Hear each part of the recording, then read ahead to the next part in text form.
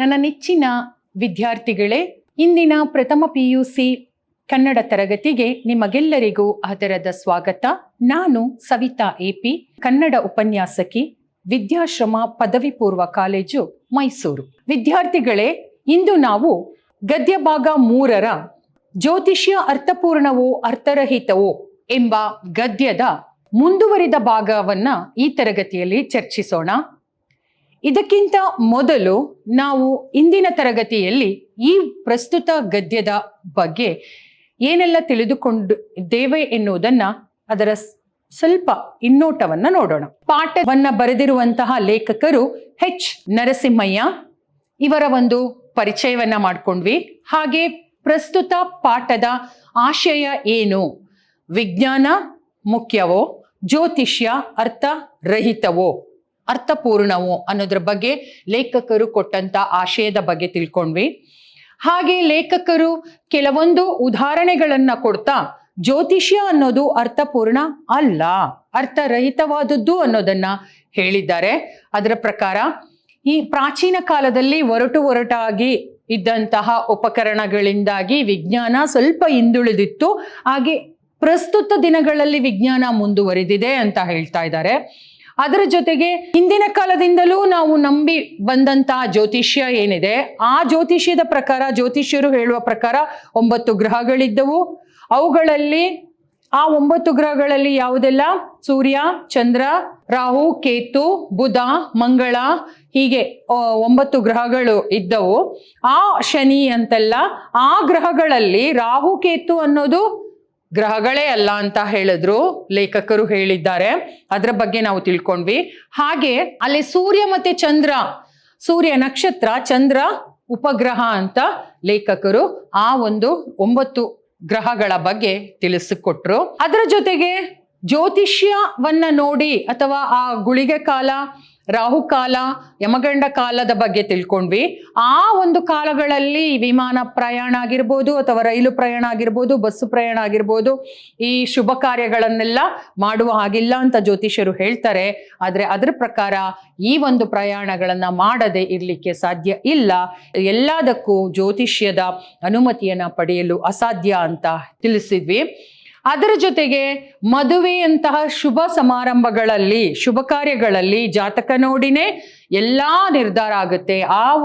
ಒಬ್ಬ ವ್ಯಕ್ತಿ ಹುಟ್ಟಿದ ತಕ್ಷಣ ಜಾತಕದಲ್ಲಿ ಅವನ ಎಲ್ಲಾ ಒಂದು ಬದುಕಿನ ಅಂಶಗಳು ಅಡಗಿವೆ ಅಂತ ಹೇಳ್ತಾರೆ ಜ್ಯೋತಿಷ್ಯರು. ಆದ್ರೆ ಅದು ತಪ್ಪು ಅಂತ ಲೇಖಕರು ಉದಾಹರಣೆಗಳನ್ನ ಕೊಡ್ತಾ ಇದ್ದಾರೆ. ಯಾವುದು ಅಂದ್ರೆ, ಮದುವೆಯ ಸಂದರ್ಭದಲ್ಲಿ ಜಾತಕ ನೋಡಿ ಮಾಡಿದಂತ ಎಷ್ಟೋ ಮದುವೆಗಳು ಸುಖವೂ ಇದೆ, ಅಸುಖವನ್ನು ಪಡೆದಿದೆ. ಹಾಗೆ 90% ಮದುವೆಗಳು ಜಾತಕ ನೋಡದೇ ನಡೆದಿರುವಂತ ಮದುವೆಗಳಲ್ಲೂ ಕೂಡ ಸುಖಗಳಿದೆ, ಅಸುಖವೂ ಇದೆ. ಆದ್ರಿಂದ ಜಾತಕ ನೋಡಿನೇ ಎಲ್ಲ ನಿರ್ಧಾರ ಅಲ್ಲ. ಜ್ಯೋತಿಷ್ಯ ಬದುಕಿನ ಮನುಷ್ಯನ ಎಲ್ಲ ವಿಚಾರಗಳನ್ನ ನಿರ್ಧರಿಸಲಿಕ್ಕೆ ಅಸಾಧ್ಯವಾಗಿದೆ. ಹಾಗೆ ಎಷ್ಟೋ ಮಿಲಿಯನ್ ಮೈಲಿಗಟ್ಟಲೆ ದೂರದಲ್ಲಿರುವಂತಹ ಈ ಗ್ರಹಗಳು ಮನುಷ್ಯನ ಬದುಕಿನಲ್ಲಿ ಎಲ್ಲ ನಡೆಯುವ ಘಟನೆಗಳಿಗೆ ಕಾರಣ ಅನ್ನೋದು ಕೂಡ ಒಂದು ತಮಾಷೆಯಾಗಿ ಕಾಣುತ್ತಿದೆ ಅಂತ ಲೇಖಕರು ಹೀಗೆಲ್ಲ ವಿಚಾರಗಳನ್ನ ಹೇಳ್ತಾರೆ. ಅಂದ್ರೆ ಪ್ರಸ್ತುತ ಜ್ಯೋತಿಷ್ಯ ಅನ್ನೋದು ಅರ್ಥ ಪೂರ್ಣವಾದುದಲ್ಲ ಅನ್ನೋದನ್ನ ಅವರು ಇಲ್ಲಿ ನಮಗೆ ತಿಳಿಸಿಕೊಟ್ಟಿದ್ದಾರೆ. ಇದನ್ನ ನಾವು ಇಂದಿನ ತರಗತಿಯಲ್ಲಿ ತಿಳ್ಕೊಂಡ್ವಿ. ಈಗ ಮುಂದುವರೆದು ಈ ಪ್ರಸ್ತುತ ತರಗತಿಯಲ್ಲಿ ಮುಂದೆ ಏನೇನು ವಿಚಾರಗಳಿದೆ ಅನ್ನೋದನ್ನ ನಾವು ತಿಳ್ಕೊಳ್ಳೋಣ. ಭೂಕಂಪ, ಚಂಡಮಾರುತಗಳ ಬಗ್ಗೆ ಕೂಡ ತಿಳ್ಕೊಂಡ್ವಿ.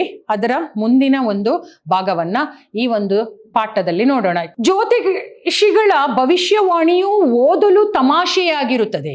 ಲೇಖಕರು ಹೇಳೋ ಪ್ರಕಾರ ಜ್ಯೋತಿಷಿಗಳ ಭವಿಷ್ಯವಾಣಿ ಹೇಗಿರುತ್ತೆ ಅಂದ್ರೆ, ಓದ್ಲಿಕ್ಕೆ ಒಂಥರ ತಮಾಷೆಯಾಗಿರುತ್ತೆ, ನಗುವಂತ ಒಂದು ವಿಚಾರ ಆಗಿರುತ್ತೆ. ಅವು ಅಡ್ಡಗೋಡೆಯ ಮೇಲೆ ದೀಪ ಇಟ್ಟಂತೆ. ಅಡ್ಡಗೋಡೆಯ ಮೇಲೆ ದೀಪ ಇಟ್ಟಂತೆ ಅಂದ್ರೆ, ಒಂದು ಗೋಡೆಯ ಮೇಲೆ, ಅಡ್ಡಗೋಡೆಯ ಮೇಲೆ ದೀಪ ಇಟ್ಟಂತೆ ಅಂದ್ರೆ ಪೂರ್ತಿಯಾಗಿ ಅರ್ಥ ಆಗೋದಿಲ್ಲ. ಅಂದ್ರೆ ಒಂದಕ್ಕಿಂತ ಹೆಚ್ಚು ಆದಂತ ಅರ್ಥ, ಒಂದೇ ಪರ್ಟಿಕ್ಯುಲರ್ ಆದಂತ ವಿಜ್ಞಾನದ ತರ ಇದೇ ವಸ್ತುವಿನ ವಿಚಾರ ಅನ್ನೋದ್ರ ಬಗ್ಗೆ ಕ್ಲಾರಿಟಿ ಇರೋದಿಲ್ಲ ಅಂತ ಹೇಳ್ತಿದ್ದಾರೆ. ಅದಕ್ಕೆ ಅಡ್ಡ ದೀಪ ಇಟ್ಟಂತೆ.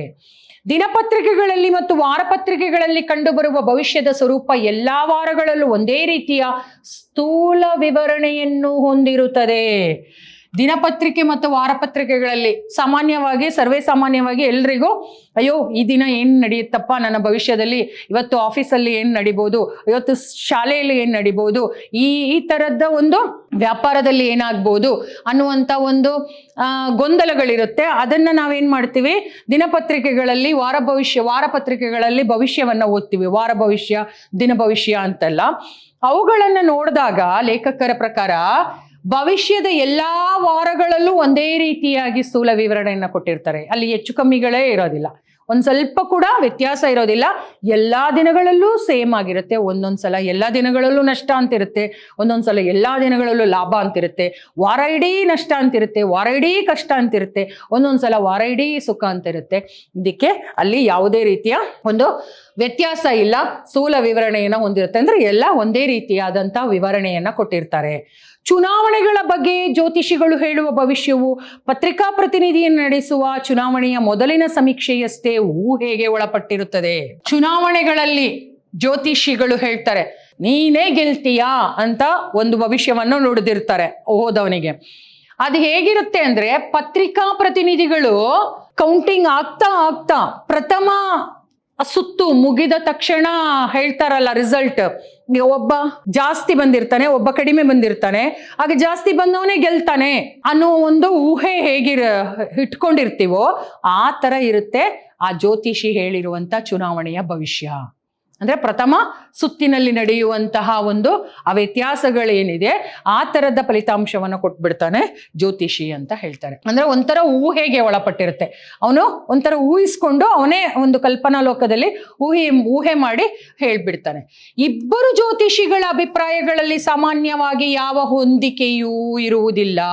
ಇಬ್ಬರು ಜ್ಯೋತಿಷಿಗಳ ಭವಿಷ್ಯ ನುಡಿದಿರ್ತಾರಲ್ಲ, ಆ ಒಂದು ಭವಿಷ್ಯದಲ್ಲಿ ಯಾವುದೇ ಒಂದು ಹೊಂದಿಕೆ ಅಂದ್ರೆ ಹೊಂದಾಣಿಕೆ ಇಬ್ಬರಲ್ಲಿ ಇರೋದಿಲ್ಲ, ಬೇರೆ ಬೇರೆಯಾಗಿರುತ್ತೆ ಅಂತ ಹೇಳ್ತಾರೆ.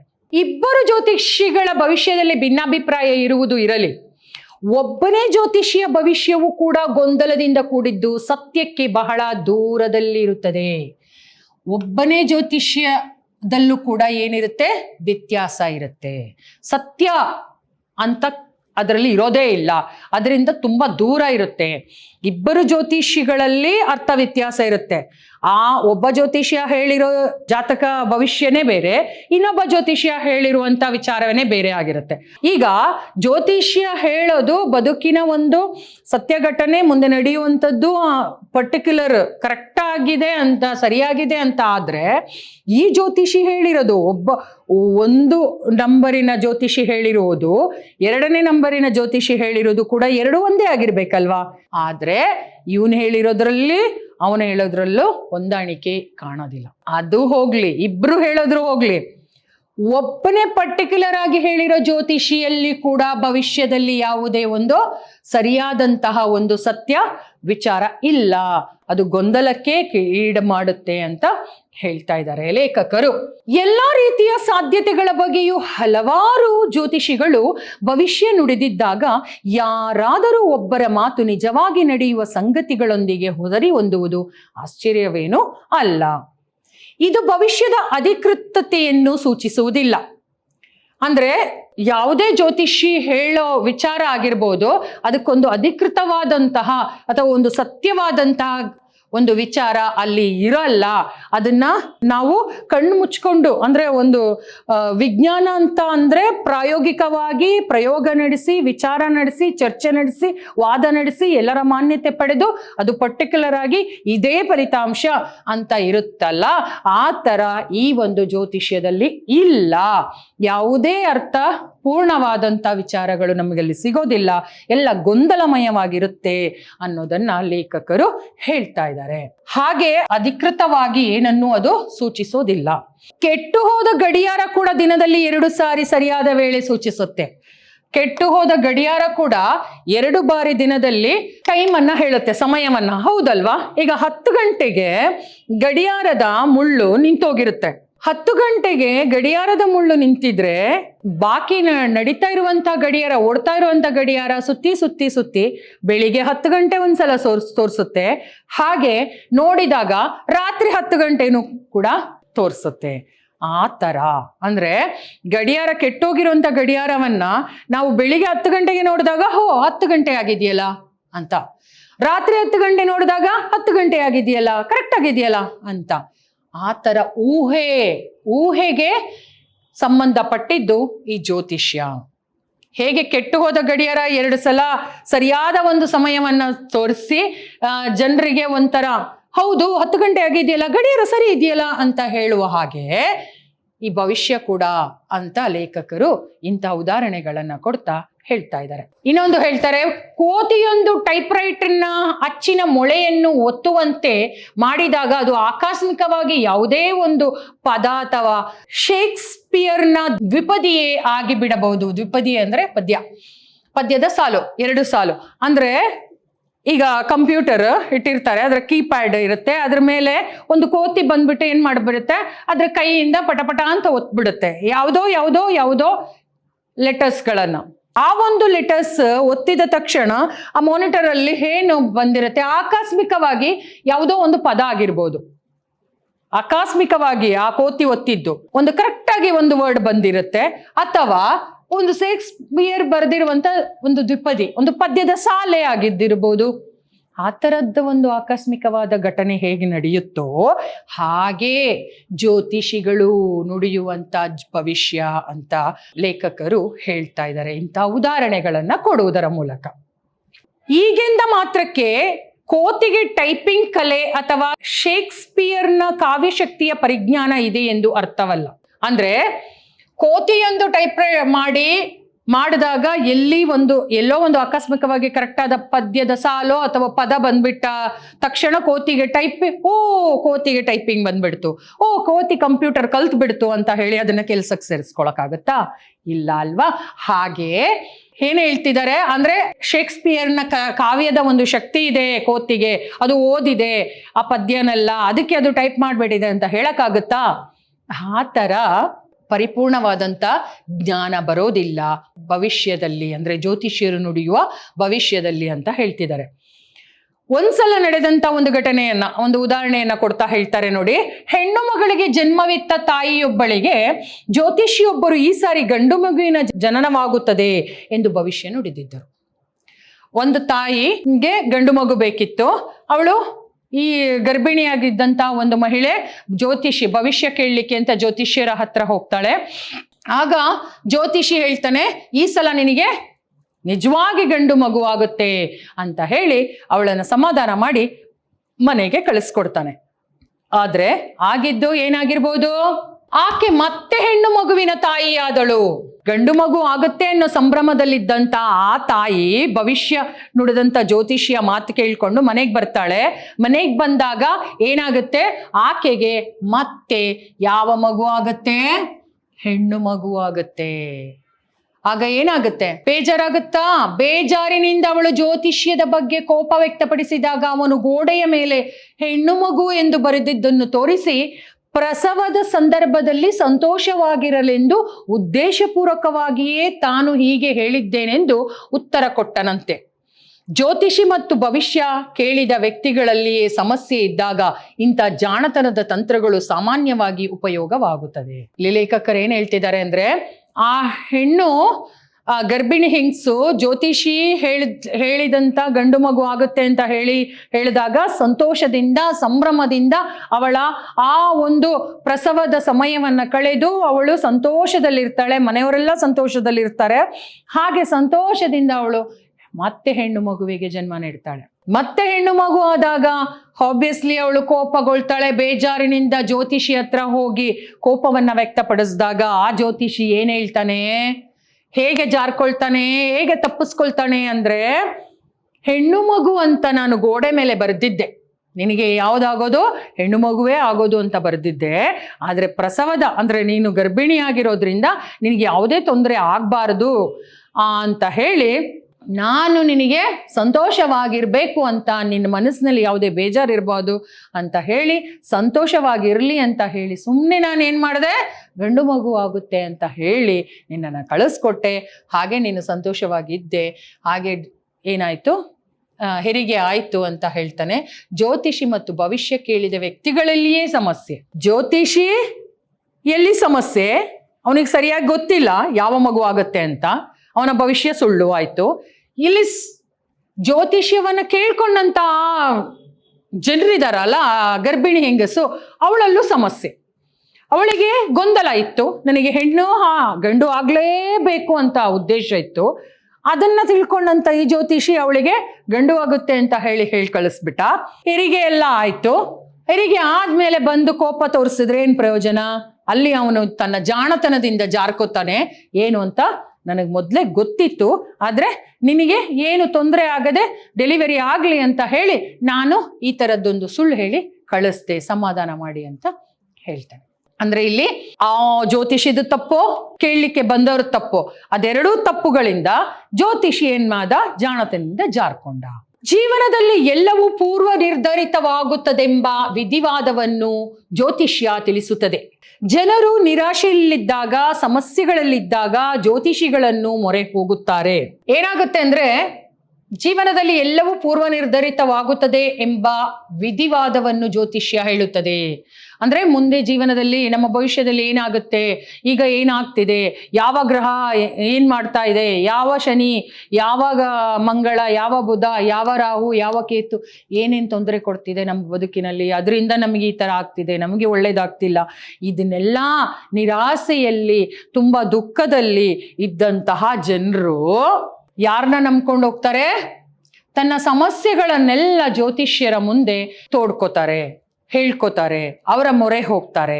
ಇದು ಯಾಕೆ ಈ ತರ ಆಗತ್ತೆ ಅಂದ್ರೆ, ಜ್ಯೋತಿಷ್ಯ ಅನ್ನೋದು ಪೂರ್ವ ನಿರ್ಧರಿತವಾಗಿರುತ್ತೆ.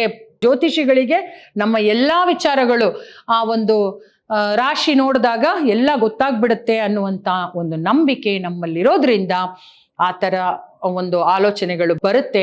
ಅದಕ್ಕೆ ಸಮಸ್ಯೆಯಲ್ಲಿದ್ದಂಥ, ತೊಂದರೆಯಲ್ಲಿದ್ದಂಥ ಜನರೆಲ್ಲ ಅವ್ರ ಹತ್ರ ಹೋಗ್ತಾರೆ. ಗ್ರಹಗಳ ಅನಿಷ್ಟ ಗತಿಯಿಂದ ಉಂಟಾಗುವ ಘೋರ ಪರಿಣಾಮವನ್ನು ಜ್ಯೋತಿಷಿಗಳು ಅವರಿಗೆ ತಿಳಿಸುತ್ತಾರೆ. ಆಬ್ವಿಯಸ್ಲಿ ಅವ್ರ ಹತ್ರ ಹೋದಾಗ ಏನಮ್ಮ ಮಾಡ್ತಾರೆ, ರಾಶಿ ನೋಡ್ತಾರೆ. ಹೌದು, ನಿನಗೆ ಈ ಗ್ರಹದಿಂದ ಈ ತರ ತೊಂದರೆ ಆಗುತ್ತೆ, ಮುಂದೆ ಈ ತರ ಅಪಘಾತ ಆಗುತ್ತೆ, ಅನಾಹುತ ಆಗುತ್ತೆ, ಹಣದ ತೊಂದರೆ ಆಗುತ್ತೆ, ಅದಾಗುತ್ತೆ, ಇದಾಗುತ್ತೆ, ವಿದ್ಯಾಭ್ಯಾಸದ ತೊಂದರೆ ಆಗುತ್ತೆ ಅಂತೆಲ್ಲ ಅನಿಷ್ಟ ಗತಿಗಳನ್ನೆಲ್ಲ ಉಂಟಾಗುತ್ತೆ ಅಂತ ಹೇಳಿ ಅವರನ್ನ ಹೆದರಿಸ್ತಾರೆ. ಈ ಪರಿಣಾಮಗಳಿಂದ ಏನಾಗುತ್ತೆ, ಆ ಅಮಂಗಳ ನಿವಾರಣೆಗೆ ಶಾಂತಿ ಪೂಜೆ ಮಾಡಬೇಕು, ಪರಿಹಾರ ಮಾಡಬೇಕು, ಆಗ ಎಲ್ಲ ಸರಿಯಾಗುತ್ತೆ ಅಂತ ಒಂದು ಸಾಂತ್ವನವನ್ನು ಕೂಡ ಹೇಳ್ಬಿಡ್ತಾರೆ. ಏನ್ ಹೇಳ್ತಾರೆ, ನಿನ್ನ ಭವಿಷ್ಯ ಈ ತರ ಆಗುತ್ತೆ, ಈ ತರ ಆಗುತ್ತೆ, ಇಂಥ ದೊಡ್ಡ ದೊಡ್ಡ ಗಂಡಾಂತರಗಳು ಬರುತ್ತೆ ಅಂತೆಲ್ಲ ಜ್ಯೋತಿಷಿ ಹೇಳಿ ಕೊನೆಗೆ ಅದಕ್ಕೆ ಏನಿಲ್ಲ, ಈ ತರದ್ದ ಪೂಜೆಗಳನ್ನ ಮಾಡಿ, ಈ ತರ ಶಾಂತಿ ಪೂಜೆ ಮಾಡಿದ್ರೆ ಎಲ್ಲ ನಿವಾರಣೆ ಆಗುತ್ತೆ ಅಂತನೂ ಅಲ್ಲಿಗೂ ಸಮಾಧಾನ ಹೇಳ್ಬಿಡ್ತಾರೆ. ಯಾರು? ಜ್ಯೋತಿಷಿಗಳು. ಯಾರಿಗೆ? ಬೇಜಾರಲ್ಲಿ ತಮ್ಮ ದುಃಖವನ್ನು ತೋಡ್ಕೊಂಡಂತ ವ್ಯಕ್ತಿಗಳಿಗೆ. ಅದಕ್ಕಾಗಿ ಖರ್ಚಾಗುವ ಹೆಚ್ಚಿನ ಹಣದ ಬಗ್ಗೆ ಹೇಳಲು ಮರೆಯುವುದಿಲ್ಲ. ಯಾವುದ್ರ ಬಗ್ಗೆ? ಹಣ ಇಷ್ಟು ಖರ್ಚಾಗುತ್ತೆ, ತೊಂದರೆ ಇದೆ, ಗಂಡಾಂತರ ಇದೆ ಅಂತ ಹೆದರಿಸಿರ್ತಾರೆ. ಆಮೇಲೆ ಅದಕ್ಕೆ ಶಾಂತಿ ಪೂಜೆ, ಈ ಪೂಜೆ, ಆ ಪೂಜೆ ಮಾಡಿದ್ರೆ ಎಲ್ಲ ನಿವಾರಣೆ ಆಗುತ್ತೆ, ಎಲ್ಲ ತೊಂದರೆ ಆಗುತ್ತೆ, ಎಲ್ಲ ಹೋಗಿ ನೀನು ಅಭಿವೃದ್ಧಿ ಆಗುತ್ತೆ ಅಂತ ಹೇಳಿ ಸಾಂತ್ವನನೂ ಹೇಳ್ತಾರೆ. ಅದರ ಜೊತೆಗೆ ಆ ಪೂಜೆಗಳನ್ನೆಲ್ಲ ಮಾಡ್ಲಿಕ್ಕೆ ಏನ್ ಬೇಕು? ಈ ದೊಡ್ಡ ಮನುಷ್ಯ, ದೊಡ್ಡಪ್ಪ ಹಣ ಬೇಕು, ಇಷ್ಟು ಖರ್ಚಾಗತ್ತೆ ಅನ್ನೋದನ್ನ ಮಾತ್ರ ಹೇಳಲಿಕ್ಕೆ ಅವನು ಮರೆಯಲ್ಲ. ಅವರ ಮಾರ್ಗದರ್ಶನವನ್ನು ಬಯಸುವ ಯಾರು ಅವರ ಅಭಿಪ್ರಾಯವನ್ನು ತಿರಸ್ಕರಿಸುವುದಿಲ್ಲ. ಅಂದ್ರೆ ಜ್ಯೋತಿಷಿಗಳು ಹೇಳಿದ್ದೆ ದೈವವಾಣಿ, ಅದರಿಂದ ನಮ್ಮ ಬದುಕು ಒಳ್ಳೇದಾಗುತ್ತೆ, ಅವ್ರು ಕೇಳಿದ್ದಷ್ಟು ದುಡ್ಡು ಕೊಡ್ಲಿಕ್ಕೆ ಸಿದ್ಧವಾಗಿದ್ದೀನಿ ಅಂತ ಅದನ್ನ ಒಪ್ಕೊಳ್ಳುವಂತ ಜನರೇ ಜಾಸ್ತಿ. ಅಂದ್ರೆ ಕಷ್ಟದಲ್ಲಿ ಹೋದವರು ಯಾವತ್ತೂ ಅಷ್ಟೇ ಅಲ್ವಾ, ನಮಗೇನಾದ್ರೂ ಒಳ್ಳೇದಾಗುತ್ತೆ ಅಂದಾಗ ಎಷ್ಟು ಬೇಕಾದ್ರೂ ಖರ್ಚಾಗ್ಲಿ, ನಾನು ಅದಕ್ಕೆ ಯಾವುದೇ ಒಂದು ತಿರಸ್ಕಾರವನ್ನ ಮಾಡಲ್ಲ ಅಂತ ಹೇಳುವಂತ ಜನರು ಏನ್ ಮಾಡ್ತಾರೆ, ಒಪ್ಕೊಳ್ತಾರೆ ಅಂತ ಇಲ್ಲಿ ಕವಿ ಹೇಳ್ತಾರೆ. ಮುಖ್ಯವಾಗಿ ಜ್ಯೋತಿಷ್ಯ ಮುಗ್ಧ ಜನರನ್ನು ಭಯದಲ್ಲಿರಿಸಿ ಅವರ ಸುಲಿಗೆಗೆ ಕಾರಣವಾಗುತ್ತದೆ. ಜ್ಯೋತಿಷ್ಯ ಒಂದು ವಾಣಿಜ್ಯವಾಗಿದೆ. ಲೇಖಕರ ಪ್ರಕಾರ ಅಲ್ಲ, ಲೇಖಕರ ಪ್ರಕಾರ ಅಂತಲ್ಲ, ಪ್ರಸ್ತುತ ದಿನದಲ್ಲಿ ನಿಜ ಎಲ್ಲವೂ ವಾಣಿಜ್ಯವಾಗಿದೆ. ಯಾವುದು ಕೂಡ ಒಂದು ಹೊಂದಾಣಿಕೆಯಲ್ಲಿ ಇಲ್ಲ, ಯಾವುದು ಸ್ನೇಹಪರವಾಗಿಲ್ಲ ಇಂದಿನ ಸಮಾಜದಲ್ಲಿ. ಇಲ್ಲಿ ಅವ್ರು ಹೇಳ್ತಾರೆ, ಮುಗ್ಧ ಜನರನ್ನ ಭಯವನ್ನ ತರಿಸಿ ಅವರನ್ನ ಸುಲಿಗೆ ಮಾಡುವಂತಹ ಒಂದು ವಾಣಿಜ್ಯೋದ್ಯಮವಾಗಿದೆ. ಅಂದ್ರೆ ಸಂಪಾದನೆ ಮಾಡಲಿಕ್ಕೆ ಇರುವಂತ ಬೆಸ್ಟ್ ಐಡಿಯಾ, ಒಂದು ಒಳ್ಳೆಯ ಉದ್ಯೋಗ ಅಂದ್ರೆ ಯಾವುದೇ ಕಷ್ಟಪಡದೆ ಸುಖದಿಂದ ಕೂತ್ಕೊಂಡಲ್ಲೇ ಸಂಪಾದನೆ ಮಾಡುವಂತ ಒಂದು ಉದ್ಯೋಗ ಅಂದ್ರೆ ಜ್ಯೋತಿಷ್ಯ ಅಂತ ಹೇಳ್ತಾರೆ. ಅದಕ್ಕೆ ವಾಣಿಜ್ಯವಾಗಿದೆ. ದಿನನಿತ್ಯದ ಘಟನೆಗಳನ್ನು ವಿಶ್ಲೇಷಿಸಿದಾಗ ಜ್ಯೋತಿಷ್ಯದ ಅಧಿಕೃತತೆ ನಿರಾಕರಣೆ ಆಗುವುದನ್ನು ಮೇಲಿನ ಎಲ್ಲ ಉದಾಹರಣೆಗಳು ತಿಳಿಸಬಲ್ಲದು. ದೈನಂದಿಕವಾಗಿ ಡೈಲಿ ನಾವು ನೋಡ್ತಾ ಹೋಗ್ತಾ ಇದ್ದಾಗ ನಮಗೆ ಜ್ಯೋತಿಷ್ಯದ ಅಧಿಕೃತತೆ ನಿರಾಕರಣೆ ಆಗುವುದನ್ನು ಮೇಲಿನ ಎಲ್ಲ ಉದಾಹರಣೆಗಳು ತಿಳಿಸಬಲ್ಲದು. ಮೇಲೆ ಹೇಳಿರುವಂತ ಎಲ್ಲ ಉದಾಹರಣೆಗಳು ಜನರು ಜ್ಯೋತಿಷ್ಯವನ್ನ ನಂಬ್ತಾರೆ, ಕಣ್ಣು ಮುಚ್ಕೊಂಡು ನಂಬ್ತಾರೆ ಅನ್ನೋದಕ್ಕೆ ಇದೊಂದು ಉದಾಹರಣೆ ಆಗ್ತಾ ಇದೆ. ಅನೇಕ ಜನ ಶಿಕ್ಷಣವನ್ನು ಪಡೆದವರು ಯಾರು? ಅನೇಕ ಜನ ಶಿಕ್ಷಣವನ್ನ ಪಡೆದವರು, ಎಜುಕೇಟೆಡ್ಸ್, ವಿಜ್ಞಾನಿಗಳು, ಸೈಂಟಿಸ್ಟ್, ವಿಜ್ಞಾನಿಗಳು. ವಿಜ್ಞಾನ ಇಂದು ಎಷ್ಟೋ ಮುಂದುವರೆದಿದೆ, ಜ್ಯೋತಿಷ್ಯ ಏನೂ ಅಲ್ಲ ಹೇಳುವಂತ ಒಂದು ಯುಗದಲ್ಲೂ ಜ್ಯೋತಿಷ್ಯವನ್ನು ನಂಬುವುದು ಶೋಚನೀಯ ವಿಚಾರ ಎಂದು ನಮಗೆ ಕಷ್ಟ ಅಂತ ಬಂದಾಗ, ನಾವು ಸುಖದಲ್ಲಿದ್ದಾಗ ಓ ಜ್ಯೋತಿಷ್ಯ ಏನು ಇಲ್ಲಪ್ಪ, ಆ ಭವಿಷ್ಯ ಎಲ್ಲ ಯಾರು ಕೇಳ್ತಾರೆ, ದೈನಂದಿಕ ಭವಿಷ್ಯ ಯಾರು ನೋಡ್ತಾರೆ, ವಿಜ್ಞಾನ ಎಷ್ಟು ಮುಂದುವರೆದಿದೆ, ನಾವು ಹಂಗಿದ್ದೀವಿ ಹಿಂಗಿದ್ದೀವಿ, ಆಕಾಶದಲ್ಲಿ ಹಾರಾಡ್ತಿದ್ದೀವಿ, ಗ್ರಹದಲ್ಲಿ ಓಡಾಡ್ತಿದ್ದೀವಿ ಅಂತೆಲ್ಲ ಹೇಳುವಂತ ಜನರು ಒಂದೇ ಸಮನೆ ಅವನ ಬದುಕಿನಲ್ಲಿ ಕಷ್ಟಗಳು ಬಂದು ಕೂತ್ಕೊಂಡಾಗ ಅವನು ಮೊದಲು ಓಡೋದು ಯಾರ ಹತ್ರ? ಜ್ಯೋತಿಷಿ ಹತ್ರ. ಜ್ಯೋತಿಷಿ ಹೇಳಿದ ಎಲ್ಲ ಒಂದು ಪೂಜೆ ಪುರಸ್ಕಾರಗಳನ್ನ ಮಾಡಿ ಅವನಿಗೆ ಅಲ್ಲೇನೋ ಒಂದು ಸಮಾಧಾನ ಸಿಗುತ್ತೆ. ಅದು ನಮ್ಮ ಪೂರ್ವಜರ ನಂಬಿಕೆಯೋ ಅದನ್ನ ನಾವು ನಂಬ್ಕೊಂಡು ಬಂದಿರೋದೋ ಗೊತ್ತಿಲ್ಲ. ಇವತ್ತಿಗೂ ಕೂಡ ಲೇಖಕರು ಹೇಳ್ತಾರೆ, ಶಿಕ್ಷಣ ಪಡೆದವರು ಕೂಡ, ವಿಜ್ಞಾನಿಗಳಾದಂಥವರು ಕೂಡ ಜ್ಯೋತಿಷ್ಯವನ್ನ ನಂಬುವುದು ಶೋಚನೀಯವಾದಂಥ ವಿಚಾರ ಅಂತ ಹೇಳ್ತಾರೆ. ಅಂದ್ರೆ ಬೇಜಾರನ್ನು ತರಿಸುವ. ಪ್ರಯೋಗಶಾಲೆಯಲ್ಲಿ ವಿಚಾರವಾದಿಯಾದ ವಿಜ್ಞಾನಿ ಜೀವನದ ಸಮಸ್ಯೆಗಳನ್ನು ಎದುರಿಸುವಾಗ ವಿಚಾರಕ್ಕೆ ಮಂಗಳ ಆಡುವುದು ಕಂಡುಬರುತ್ತದೆ. ಪ್ರಯೋಗಶಾಲೆಯಲ್ಲಿ ವಿಜ್ಞಾನಿಯಾದಂತಹ ವಿಚಾರವಾದಿ ಅಂತ ಆದಂಥ ವಿಜ್ಞಾನಿ, ಒಂದು ವಿಚಾರದ ಬಗ್ಗೆ ಅಷ್ಟು ದೊಡ್ಡದಾಗಿ ಚರ್ಚೆ ಮಾಡುವಂತ ವಿಜ್ಞಾನಿ, ತನ್ನ ಒಂದು ಬದುಕಿನಲ್ಲಿ ಕಷ್ಟ ಬಂದಾಗ ಎಲ್ಲಿಗೋ ಹೋಗ್ತಾನೆ, ಜ್ಯೋತಿಷಿ ಹೇಳಿದಂಥ ಭವಿಷ್ಯವನ್ನ ಕೇಳ್ತಾನೆ. ಅದಕ್ಕೆ ಎಷ್ಟು ಬೇಕಾದ್ರೂ ಖರ್ಚಾದ್ರೂ ಅದಕ್ಕೆ ಅವನು ಯಾವುದೇ ತಿರಸ್ಕಾರ ವ್ಯಕ್ತಪಡಿಸಲ್ಲ. ಅಂತಹ ಒಂದು ವಿಚಾರಗಳು ಕೂಡ ಈಗಿನ ಕಾಲದಲ್ಲಿ ನಡೀತಾ ಇದೆ. ಅದೊಂದು ಶೋಚನೀಯ ವಿಚಾರ, ಬೇಜಾರಿನ ವಿಚಾರ ಅಂತ ಇಲ್ಲಿ ಲೇಖಕರು ಹೇಳ್ತಾ ಇದ್ದಾರೆ. ಮುಂದೆ ನೋಡಿ, ಜ್ಯೋತಿಷ್ಯವು ಉಳಿದ ಮೂಢನಂಬಿಕೆಗಳಂತೆ ಸ್ವತಂತ್ರ ಆಲೋಚನೆ ಮತ್ತು ಆತ್ಮವಿಶ್ವಾಸಕ್ಕೆ ಧಕ್ಕೆಯನ್ನು ತರುತ್ತದೆ. ಈ ರೀತಿಯ ಮೂಢನಂಬಿಕೆಗಳಿಂದ ಉಂಟಾಗುವ ಪರಿಸರ ಮಾಲಿನ್ಯವು ವಾಯು, ಜಲಮಾಲಿನ್ಯಗಳಿಗಿಂತ ಹೆಚ್ಚು ಅಪಾಯಕಾರಿ. ನಮ್ಮಲ್ಲಿ ಎಷ್ಟೋ ಮೂಢನಂಬಿಕೆಗಳಿದೆ. ಆ ಮೂಢನಂಬಿಕೆಗಳೆಲ್ಲ ಈಗ ಅದು ಹೋಗ್ತಾ ಇದೆ ಒಂದೊಂದೇ. ಆದ್ರೆ ಅಂತಹ ಮೂಢನಂಬಿಕೆಗಳಲ್ಲೇ ಅಂದ್ರೆ ಹೆಚ್ಚು ಆಸಕ್ತಿ ಇರೋದು, ಹೆಚ್ಚು ಆಲೋಚನೆಗೆ ಹೋಗೋದೇ ಜ್ಯೋತಿಷ್ಯ.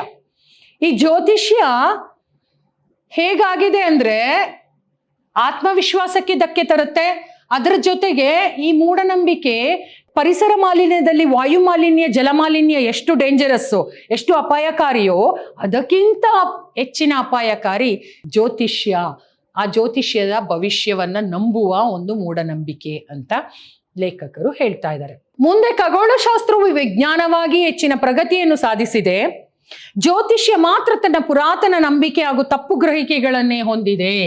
ಖಗೋಳಶಾಸ್ತ್ರದಿಂದ ಉಗಮವಾಗಿದ್ದು ಪ್ರಾಚೀನ ಭವಿಷ್ಯ. ಖಗೋಳಶಾಸ್ತ್ರ ಮುಂದುವರಿದು ಆಗಿದ್ದೇ ವಿಜ್ಞಾನ. ಆ ಖಗೋಳಶಾಸ್ತ್ರ ವಿಜ್ಞಾನವಾಗಿ ಮಾರ್ಪಟ್ಟು ಹೆಚ್ಚು ಹೆಚ್ಚು ಸಂಶೋಧನೆಗಳನ್ನು ಪ್ರಗತಿಯನ್ನ ಕಂಡಿದೆ. ಆದ್ರೆ ಜ್ಯೋತಿಷ್ಯ ಮಾತ್ರ ಹೇಗಿದೆ ಅಂದ್ರೆ ಪುರಾತನ ಕಾಲದಲ್ಲಿ ಹೇಗಿತ್ತೋ ಹಾಗೆ ಅದೇ ನಂಬಿಕೆ ಇದೆ, ಅದೇ ವಿಶ್ವಾಸ ಇದೆ, ಅದೇ ಒಂದು ತಪ್ಪು ಗ್ರಹಿಕೆ ಕೂಡ ಇದೆ. ಅದನ್ನ ಬಿಟ್ಟಿಲ್ಲ, ಇವತ್ತಿಗೂ ಕೂಡ ಹಾಗೇ ಇದೆ ಅಂತ ಹೇಳ್ತಾ ಇದ್ದಾರೆ. ಈಗಲೂ ನವಗ್ರಹಗಳು ಜ್ಯೋತಿಷ್ಯದ ದಾರಿಯನ್ನು ತೋರಿಸುತ್ತವೆ. ಇವುಗಳಲ್ಲಿ 4 ಗ್ರಹಗಳೇ ಅಲ್ಲ. ರಾಹು ಕೇತು ಗ್ರಹ ಅಲ್ಲ, ಚಂದ್ರ ಗ್ರಹ ಅಲ್ಲ, ಸೂರ್ಯ ಗ್ರಹ ಅಲ್ಲ. ಹಾಗಾದ್ರೆ 9ರಲ್ಲಿ 5 ಮಾತ್ರ ಗ್ರಹ, ಆದ್ರೂ ಕೂಡ ಜ್ಯೋತಿಷ್ಯ ನಡೀತಾ ಇದೆ. 9 ಗ್ರಹ ಅಂತಾನೆ ಹೇಳ್ತೀವಿ. ಆದರೆ ಯುರೇನಸ್, ನೆಪ್ಚೂನ್, ಪ್ಲೂಟೋ ಅಂತ ಹೊಸ ಗ್ರಹಗಳನ್ನು ವಿಜ್ಞಾನಿಗಳು ಕಂಡುಹಿಡಿದಿದ್ದಾರೆ. ಚಂದ್ರ, ಸೂರ್ಯ, ರಾಹು, ಕೇತು ಗ್ರಹಗಳಲ್ಲ, ಅದ್ರ ಬದಲು ವಿಜ್ಞಾನಿಗಳು ಯುರೇನಸ್, ನೆಪ್ಚೂನ್, ಪ್ಲೂಟೋ ಅಂತಹ ಗ್ರಹಗಳನ್ನ ಕಂಡುಹಿಡಿದಿದ್ದಾರೆ. ಆದ್ರೂ ಕೂಡ ಜ್ಯೋತಿಷ್ಯದಲ್ಲಿ 9 ಗ್ರಹ ಇದೆ ಅನ್ನೋದನ್ನ ಜನರು ಬಿಡ್ತಾ ಇಲ್ಲ ಅಂತ ಹೇಳ್ತಿದ್ದಾರೆ. ನಮ್ಮ ದೇಶದಲ್ಲಿ ಸಾಮಾಜಿಕ ಕೆಳಸ್ತರದಿಂದ ಬಂದ ಜನರು ಶಿಕ್ಷಣವನ್ನು ಮೊದಲ ಬಾರಿಗೆ ಪಡೆದುಕೊಂಡಾಗ ಅವರಲ್ಲಿ ರೂಪುಗೊಳ್ಳುತ್ತಿರುವ ಮನೋಭಾವ ಕೂಡ ಅಪಾಯಕಾರಿ. ನಮ್ಮ ದೇಶದಲ್ಲಿ ಸಾಮಾಜಿಕ ಕೆಳಸ್ತರದಿಂದ ಅಂದ್ರೆ ತುಂಬಾ ಬಡತನದಿಂದ ಮೇಲೆ ಬಂದಂತ ಜನರು ಶಿಕ್ಷಣವನ್ನ ಪಡ್ಕೊಂಡ್ರೂ ಕೂಡ ಅವರ ಹಳೆ ನಂಬಿಕೆಗಳೇನಿದೆ, ಮೂಢನಂಬಿಕೆಗಳು, ಅದನ್ನ ಅವರು ಇನ್ನೂ ಬಿಟ್ಟಿಲ್ಲ. ಅದು ತುಂಬಾ ಅಪಾಯಕಾರಿ ಸಮಾಜಕ್ಕೆ ಅಂತ ಹೇಳ್ತಾ ಇದ್ದಾರೆ. ಅಂದ್ರೆ ಈ ಜ್ಯೋತಿಷ್ಯ ತಪ್ಪು ಅಂತ ಒಪ್ಕೊಳ್ಳಕ್ಕೆ ಅವರು ರೆಡಿ ಇಲ್ಲ. ಅವರು ಎಂಥ ಎಜುಕೇಟೆಡ್ ಆದ್ರೂ ಕೂಡ ಇಲ್ಲ, ಅದು ನಾವು ನಂಬ್ಕೊಂಡು ಬಂದಂಥದ್ದು ಅಂತ ಅವರು ಬಿಡ್ತಾ ಇಲ್ಲ. ಅದನ್ನ ಅಪಾಯಕಾರಿ ಅಂತ. ಕೀಳರಿಮೆಯಿಂದ ಬಳಲುತ್ತಿರುವ ಅವರು ತರ್ಕಹೀನವಾದ ಮುಂದುವರಿದ ಶಿಕ್ಷಣ ಪಡೆದ ಜನರ ಮನೋಭಾವವನ್ನು ಅನುಕರಿಸುತ್ತಾರೆ. ಜ್ಯೋತಿಷ್ಯದಂತ ಪ್ರಗತಿ ವಿರೋಧಿ ನಂಬಿಕೆಗಳನ್ನು ಹೊಂದುವುದು ಸಾಮಾಜಿಕ ಅಂತಸ್ತಿನ ಗುರುತಾಗಿದೆ. ವ್ಯಕ್ತಿಯ ಒಳಿತಿಗಾಗಿ ಅಥವಾ ಸಮಾಜದ ಒಳಿತಿಗಾಗಿ ಈ ರೀತಿಯ ಮನೋಧರ್ಮ ಹೆಚ್ಚಿನ ಹಾನಿಯನ್ನ ಉಂಟು ಮಾಡುವ ಅವಿವೇಕವಾಗಿದೆ.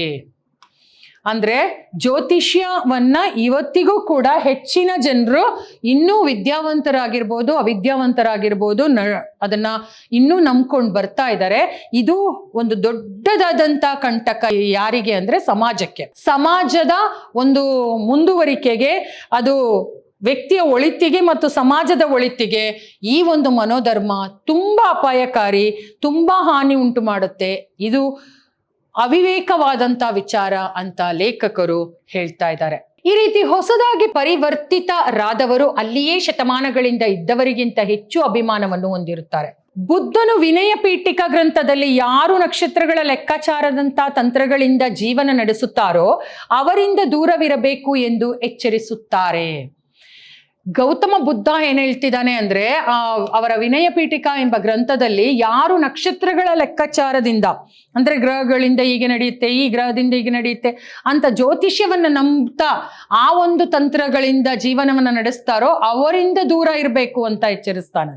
ಅಂದ್ರೆ ಆ ಬುದ್ಧನ ಕಾಲದಲ್ಲಿಯೇ ಜ್ಯೋತಿಷ್ಯವನ್ನ ಅಪೋಸ್ ಮಾಡಿದ್ದಾರೆ. ಅಂದ್ರೆ ಅದು ಅರ್ಥವಿಲ್ಲ ಅಂತ ಹೇಳ್ತಾ ಇದ್ದಾರೆ ಬುದ್ಧ ಅವರು ಅಂತ ಹೇಳ್ತಿದ್ದಾರೆ. ನಕ್ಷತ್ರ ವೀಕ್ಷಣೆ, ಜ್ಯೋತಿಷ್ಯ, ಶಕುನಗಳು ಆಧಾರದಿಂದ ಶುಭ ಅಶುಭವನ್ನು ತಿಳಿಸುವುದು, ಒಳಿತು ಕೆಡುಕುಗಳ ಬಗ್ಗೆ ಭವಿಷ್ಯ ನುಡಿಯುವುದು, ಇಂಥವುಗಳನ್ನೆಲ್ಲ ತ್ಯಜಿಸಬೇಕು ಎಂಬ ಅಭಿಪ್ರಾಯ ಬುದ್ಧನ ಉಪದೇಶಗಳಲ್ಲಿ ಕಂಡು ಬರುತ್ತದೆ. ಅಂದ್ರೆ ಬುದ್ಧ ಕೂಡ ಜ್ಯೋತಿಷ್ಯವನ್ನ ಅಷ್ಟಾಗಿ ನಂಬುತ್ತಿರಲಿಲ್ಲ. ಈ ಶುಭ ಅಶುಭಗಳೆಲ್ಲ ಜ್ಯೋತಿಷ್ಯದಲ್ಲಿ ಬರುವಂತದ್ದನ್ನ, ಭವಿಷ್ಯವನ್ನ ನುಡಿಯುವುದು ತಪ್ಪು ಕಲ್ಪನೆ ಅದು ಅಂತ ಬುದ್ಧ ಕೂಡ ಹೇಳಿದ್ದಾರೆ ಅಂತ ಲೇಖಕರು ಈ ಒಂದು ಉದಾಹರಣೆಗಳನ್ನ ಕೊಡ್ತಾ ಇದ್ದಾರೆ. ಮುಂದೆ ವಿವೇಕಾನಂದರು ಏನ್ ಹೇಳ್ತಾರೆ, ಮನುಷ್ಯನ ಭವಿಷ್ಯದ ನಿರ್ಣಯಕ್ಕೆ ಅವನೇ ಕಾರಣ ಎಂದು ದೃಢವಾಗಿ ನಂಬಿದ್ದ ಸ್ವಾಮಿ ವಿವೇಕಾನಂದ ಅವರು ಜ್ಯೋತಿಷ್ಯದ ಬಗ್ಗೆ ಕಟುವಾದ ಅಭಿಪ್ರಾಯ ಪಡ್ತಾರೆ. ಏನು ವಿವೇಕಾನಂದರು ಹೇಳೋದೇ ಏನು ಅಂದ್ರೆ, ಮನುಷ್ಯ ಅವನ ಒಂದು ಭವಿಷ್ಯತ್ತಿನ ನಿರ್ಣಯಕ್ಕೆ ಅವನೇ ಕಾರಣ. ಅವನ ಒಂದು ನಂಬಿಕೆ ದೃಢವಾಗಿದ್ರೆ ಅವನ ಭವಿಷ್ಯ ಉದ್ಧಾರ ಆಗುತ್ತೆ ಅನ್ನೋದು ಸ್ವಾಮಿ ವಿವೇಕಾನಂದರ ಕಟುವಾದ ಅಭಿಪ್ರಾಯ ಅಂತ ಹೇಳ್ತಾರೆ.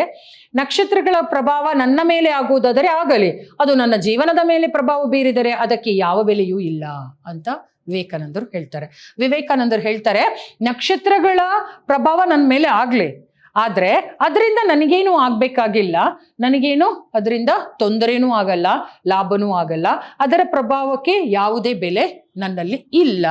ಅಂದ್ರೆ ಭವಿಷ್ಯಕ್ಕೆ ಅವರು ಅಷ್ಟು ಇಂಪಾರ್ಟೆನ್ಸ್ ಅನ್ನ ಕೊಟ್ಟಿಲ್ಲ ಅನ್ನೋದನ್ನ ಇಲ್ಲಿ ಹೇಳ್ತಾ ಇದ್ದಾರೆ.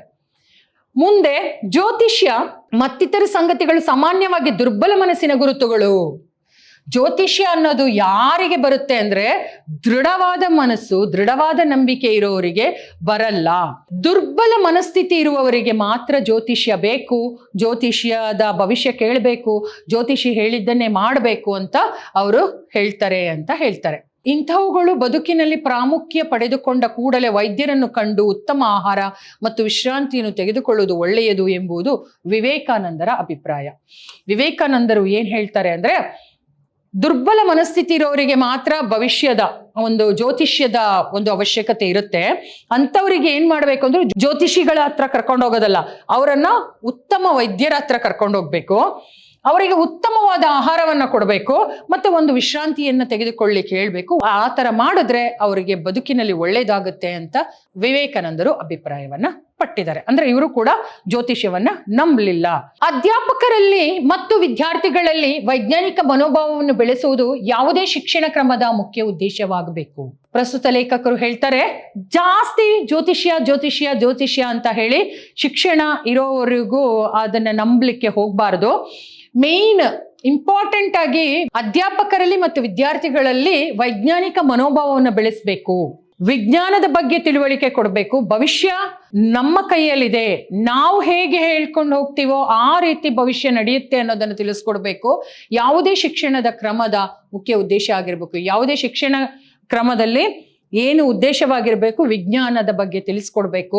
ಅದು ಬಿಟ್ಟು ಭವಿಷ್ಯ, ಮೂಢನಂಬಿಕೆ, ಜ್ಯೋತಿಷ್ಯ ಇದ್ರ ಬಗ್ಗೆ ತಿಳುವಳಿಕೆ ಕೊಡಬಾರ್ದು ಅಂತ ಹೇಳ್ತಾ ಇದ್ದಾರೆ. ಪ್ರಶ್ನಿಸದೆ ಪರಿಶೀಲಿಸದೆ ಯಾವುದನ್ನು ಒಪ್ಪಿಕೊಳ್ಳಬಾರದು. ಪ್ರತಿಯೊಂದನ್ನು ಕೂಡ ಪ್ರಶ್ನಿಸಬೇಕು. ಅದು ಹೇಗೆ, ಅದೆಲ್ಲಿಂದ, ಅದರ ಮೂಲ ಏನು, ಅದರಿಂದ ಏನಾಗುತ್ತೆ, ಪ್ರತಿಯೊಂದಕ್ಕೂ ಪ್ರಶ್ನೆ ಮಾಡಬೇಕು, ಪರಿಶೀಲಿಸಬೇಕು. ಈ ಪರಿಶೀಲಿಸೋದು ಯಾವುದು ಅಂದ್ರೆ ವಿಜ್ಞಾನ, ಜ್ಯೋತಿಷ್ಯ ಅಲ್ಲ. ಜ್ಯೋತಿಷ್ಯದಲ್ಲಿ ಪ್ರಶ್ನೆಯೇ ಇಲ್ಲ. ಅವ್ರೇನ್ ಹೇಳ್ತಾರೆ ಜ್ಯೋತಿಷಿಗಳು ಅದನ್ನ ಕೇಳೋದು, ಕಣ್ಣು ಮುಚ್ಕೊಂಡು ಮಾಡೋದು, ಅದರಿಂದ ತೊಂದರೆಗೊಳಗಾಗೋದು. ಆದ್ರೆ ವಿಜ್ಞಾನದಲ್ಲಿ ಈ ಪ್ರಶ್ನಿಸೋದು, ಪರಿಶೀಲಿಸೋದು, ವಾದ, ಮಾನ್ಯತೆ ಇದೆಲ್ಲ ಇರೋದ್ರಿಂದ ಯಾವುದನ್ನು ಒಪ್ಪಿಕೊಳ್ಳದೆ, ಅದು ಭಗವದ್ಗೀತೆ ಆಗಿರ್ಬೋದು, ಬೈಬಲ್ ಆಗಿರ್ಬೋದು, ಕುರಾನ್ ಆಗಿರ್ಬೋದು, ವೈಜ್ಞಾನಿಕವಾದ ಆಲೋಚನೆಗಳಿಗೆ ಸಮಾಜದ ಸುಧಾರಣೆ ಶಿಕ್ಷಣದ ಒಂದು ಉದ್ದೇಶ ಆಗಿರಬೇಕು. ಪ್ರತಿಯೊಂದು ಮಗುವಿಗೂ ಶಿಕ್ಷಣ ಹೇಗಿರ್ಬೇಕು ಅಂದ್ರೆ, ಅಯ್ಯೋ ಭಗವದ್ಗೀತೆಯಲ್ಲಿ ಏನ್ ಬರ್ದಿದೆ, ಕುರಾನಲ್ಲಿ ಏನ್ ಬರ್ದಿದೆ, ಬೈಬಲ್ ಅಲ್ಲಿ ಏನ್ ಬರ್ದಿದೆ, ಅದನ್ನ ಪ್ರಶ್ನಿಸ್ಬೇಕು. ಅದು ಬಿಟ್ಟು ಅದರಲ್ಲಿ ಏನಿದೆ ಅದನ್ನೇ ತಲೆ ತಗ್ಗಿಸಿ ಮಾಡೋದು ತಪ್ಪು ಅಂತ ಲೇಖಕರು ಹೇಳ್ತಾ ಇದ್ದಾರೆ. ವೈಜ್ಞಾನಿಕವಾದಂಥ ಆಲೋಚನೆ ಮಕ್ಕಳಲ್ಲಿ ಬೆಳೆಸ್ಬೇಕು. ಎಲ್ಲದನ್ನು ಪ್ರಶ್ನೆ ಮಾಡಬೇಕು, ಎಲ್ಲ ವಿಚಾರಗಳನ್ನು ಪರಿಶೀಲಿಸಬೇಕು. ಆಗ ಮಾತ್ರ ಅದರಲ್ಲಿ ಒಂದು ಒಳ್ಳೆಯ ಅಂಶಗಳು ಸಿಗ್ಲಿಕ್ಕೆ ಸಾಧ್ಯ. ಅಂತಹ ಒಂದು ಶಿಕ್ಷಣ ಪ್ರಸ್ತುತ ಸಮಾಜದಲ್ಲಿ ಬೇಕು ಅಂತ ಪ್ರಸ್ತುತ ಲೇಖಕರು ಹೇಳ್ತಾ ಇದ್ದಾರೆ. ಹಾಗೆ ನಮ್ಮ ಶಿಕ್ಷಣ ಅವಿದ್ಯಾವಂತ ಮೂಢನಂಬಿಕೆಯುಳ್ಳವನನ್ನು ವಿದ್ಯಾವಂತ ಮೂಢನಂಬಿಕೆಯುಳ್ಳವನನ್ನಾಗಿ ಪರಿವರ್ತಿಸುತ್ತದೆ. ಇವರಿಬ್ಬರಲ್ಲಿ ಯಾರು ಹೆಚ್ಚು ಅಪಾಯಕಾರಿ ಎಂಬುದು ನಮಗೆಲ್ಲ ಗೊತ್ತು. ಯಾರು? ಅವಿದ್ಯಾವಂತನ ವಿದ್ಯಾವಂತನ ಅಪಾಯಕಾರಿಯ. ಅಂದ್ರೆ ಅವಿದ್ಯಾವಂತನನ್ನ ವಿದ್ಯಾವಂತನನ್ನಾಗಿ ಮಾಡಿ ಅವನಲ್ಲಿರುವ ಮೂಢನಂಬಿಕೆಗಳನ್ನ ಹೋಗಿಸಿ ಅವನು ಪ್ರಶ್ನಿಸಿ, ಪರಿಶೀಲಿಸಿ, ಪ್ರಶಂಸಿಸಿ ಪ್ರಾಯೋಗಿಕವಾಗಿ ವಿಚಾರವನ್ನ ಮಂಡಿಸುವಂತಹ ಒಬ್ಬ ವಿದ್ಯಾವಂತನನ್ನಾಗಿ ರೂಪಿಸಬೇಕು ಸಮಾಜಕ್ಕೆ. ಅಂತಹ ಒಂದು ವ್ಯಕ್ತಿಗಳು ಸಮಾಜಕ್ಕೆ ಬೇಕು.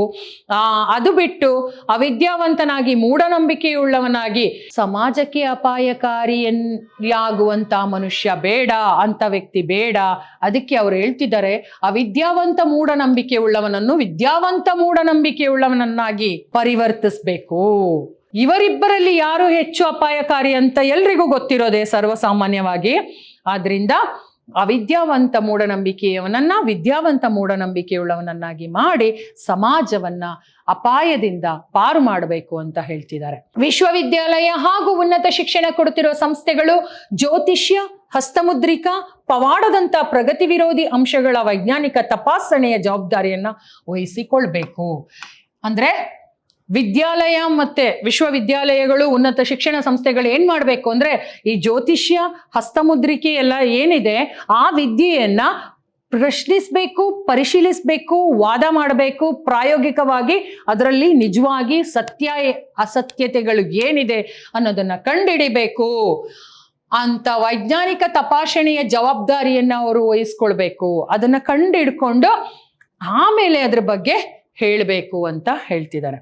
ಅಂಥವರಿಗೆ ತೆರೆದ ಮನಸ್ಸು ಇರಬೇಕು. ಇಲ್ಲಿ ತೆರೆದ ಮನಸ್ಸು ಎಂದರೆ ಖಾಲಿ ತಲೆ ಅಲ್ಲ. ಇಲ್ಲಿ ಲೇಖಕರು ಹೇಳ್ತಾ ಇದ್ದಾರೆ, ಖಾಲಿ ತಲೆ ಇರೋರು ಮಾಡಿದ್ರೆ ಯಾವುದೇ ಒಂದು ಸಂಶೋಧನೆ ಪೂರ್ಣಗೊಳ್ಳಲ್ಲ. ಜ್ಯೋತಿಷ್ಯ ಅನ್ನೋದು ಅರ್ಥರಹಿತವಾಗಿಯೇ ಉಳ್ಕೊಳ್ಳುತ್ತೆ. ಆದ್ರಿಂದ ಅವರಿಗೆ ತೆರೆದ ಮನಸ್ಸಿರಬೇಕು. ಮೂಢನಂಬಿಕೆಯನ್ನ ನಂಬೋದಲ್ಲ, ಪ್ರಶ್ನಿಸುವಂತ, ಪ್ರಶಂಸಿಸುವಂತಹ, ಪ್ರಾಯೋಗಿಕವಾಗಿ ಅದರಲ್ಲಿರುವಂತ ಸತ್ಯವನ್ನ ಕಂಡುಹಿಡಿಯುವಂತ ಗುಣ ಆ ಒಂದು ವ್ಯಕ್ತಿಗಳಲ್ಲಿ ಇದ್ದಾಗ ಮಾತ್ರ ಜ್ಯೋತಿಷ್ಯ ಒಂದು ಅರ್ಥಪೂರ್ಣವಾದದ್ದು, ಅರ್ಥ ಉಳ್ಳಂಥದ್ದು ಅನ್ನೋದನ್ನ ಕಂಡುಹಿಡಿದು ಸಮಾಜಕ್ಕೆ ಕೊಟ್ರೆ ಒಳ್ಳೇದು. ಇಲ್ಲ ಅಂದ್ರೆ ಲೇಖಕರ ಪ್ರಕಾರ ಜ್ಯೋತಿಷ್ಯ ಅನ್ನೋದು ಅರ್ಥಪೂರ್ಣವೋ ಅರ್ಥರಹಿತವೋ ಅನ್ನೋ ರೀತಿ ಉಳ್ಕೊಳ್ಳುತ್ತೆ ಅಂತ ಹೇಳ್ತಾ ಇದ್ದಾರೆ. ಇಲ್ಲಿಗೆ ಈ ಒಂದು ಜ್ಯೋತಿಷ್ಯ ಅನ್ನೋದು ಲೇಖಕರ ಪ್ರಕಾರ ಅರ್ಥಪೂರ್ಣವೋ ಅರ್ಥರಹಿತವೋ ಅನ್ನುವಂಥ ಒಂದು ಪ್ರಶ್ನಾರ್ಥಕವಾದಂಥ ವಿಚಾರವನ್ನ ನಾವು ಅದ್ರ ಬಗ್ಗೆ ಚರ್ಚೆ ಮಾಡಿದ್ವಿ. ಅದ್ರ ಪ್ರಕಾರ ಏನು ಅಂದ್ರೆ ಜ್ಯೋತಿಷ್ಯ ಅನ್ನೋದನ್ನ ನಾವು ಕಣ್ಣು ಮುಚ್ಕೊಂಡು ಆ ಜ್ಯೋತಿಷಿಗಳು ಹೇಳೋದನ್ನೆಲ್ಲ ನಂಬ್ಕೊಳ್ಳೋದಲ್ಲ, ಅದ್ರ ಬಗ್ಗೆ ನಾವು ನಮ್ಮ ಅಲ್ಲಿ ಉಂಟಾಗುವಂತ ಪ್ರಶ್ನೆಗಳನ್ನ ಕೇಳಬೇಕು, ಅದರಲ್ಲಿ ಇರುವಂತ ಸತ್ಯ ಅಸತ್ಯತೆಗಳನ್ನ ಕಂಡುಹಿಡಿಬೇಕು ಅನ್ನೋದೇ ಈ ಒಂದು ಸಮಾಜಕ್ಕೆ ಇದರಿಂದ ಅಪಾಯಕಾರಿ ಆಗಬಾರ್ದು, ಅದರಿಂದ ಒಳಿತಾಗಬೇಕು ಅನ್ನೋದೇ ಈ ಪ್ರಸ್ತುತ ಪಾಠದ ಉದ್ದೇಶ ಆಗಿದೆ. ಆದ್ರಿಂದ ಇಲ್ಲಿಗೆ ಈ ಒಂದು ಪಾಠ ಮುಕ್ತಾಯವಾಗುತ್ತೆ. ಎಲ್ಲರಿಗೂ ಧನ್ಯವಾದಗಳು.